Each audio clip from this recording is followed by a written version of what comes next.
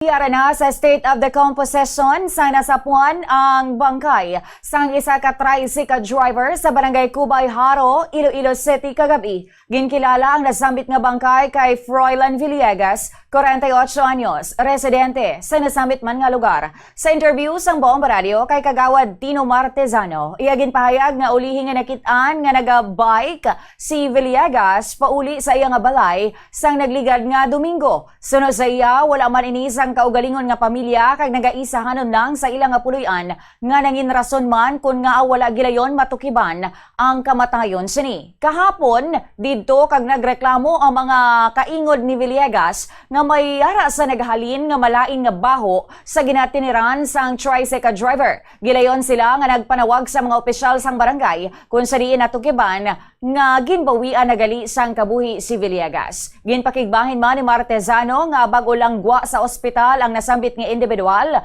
bangod sa sakit nga tuberculosis apang nagbalik man ini sa iya pag-inom sang makahulubog nga ilimnon. Sa subong padayon pang investigasyon sa mga kapulisan kung mayara sang foul play sa likod sang kamatayon sini.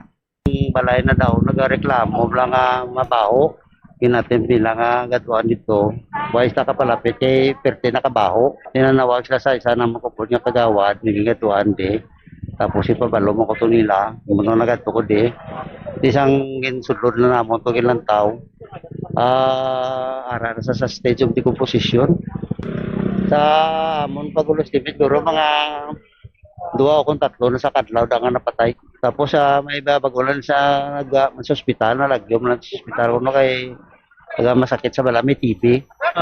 Kaya pagwaya inom sa luwat. Ang kabangayan sang pahayag ni Kagawad Tino Martezano sa barangay Cubay Haro, Iloilo City.